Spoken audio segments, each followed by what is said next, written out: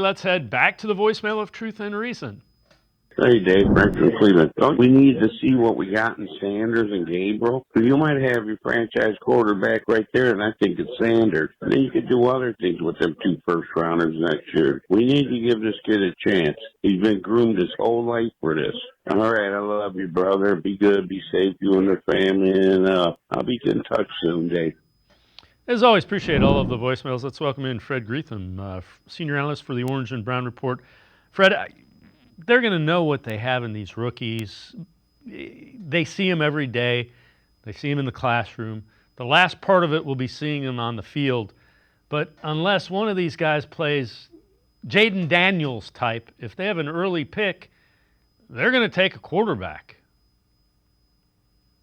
Yeah, I mean if you've been watching the Browns like I have, how many quarterbacks do they go through every year? I mean, last year 4 different starters, the year before 5 different starters. Now, you don't wish that to happen, but just the way things go with the Browns is that there's a very good chance that just the natural progression with injuries that you're going to see these guys get an opportunity. And I know that the fans seem to want to clamor for Sanders particularly. I could see that if he was taken second overall because that means that is who they drafted to be the franchise quarterback. When you draft Dillon Gabriel in the 3rd round, you're hoping that he does develop into that. Or the 5th round with Shedeur Sanders, kind of the same thing. But you're not planning on them immediately stepping in and being the starter. If I'm not mistaken, Daniels was the 2nd overall pick. That's a different situation. So, with that being said, the Browns have a very tough start to the season. They play 3 NFC North teams, all went to the playoffs last year, and they have the 3 division games. So, those first 6 games are a gauntlet. Their season could very well be over, going into the 7th game. If you're 1-5 or even not 2-4, I guess you could still be in it, but you're going to then probably turn to the rest of the rookies for the second half of the season. But if you're selling to the locker room, you're going to play the best quarterback. And I would say right now it would be one of the veterans, especially going against teams. 5 of the 6 teams I think were playoff teams last year. So you don't want to throw a rookie out there, just throw him out there.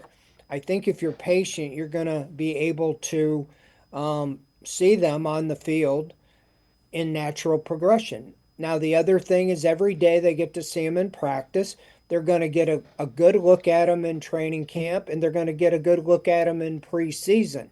If head and shoulders, somebody is so much better, and I'm talking rookie or I'm talking Pickett or whoever, they're going to play to start the season. You have a long season and you can, let it take its course. I think the Browns will have a good idea, what they have just watching them every day in practice going up against their own defense. And then, when you look at those preseason, not so much the preseason games, but those practices with the Carolina Panthers and the Super Bowl champion Philadelphia Eagles, you're going to be able to really get a good evaluation, I think, of what you have, especially in the rookies. But I do think they will play in the regular season at some point. The other thing I would say is Kenny Pickett probably won't be back unless they identify him as a starter. Final year of his contract. Joe Flacco will be 42. So these guys are the guys that they're going to be developing. And then the question is there a franchise guy they like early in the draft that they go and get?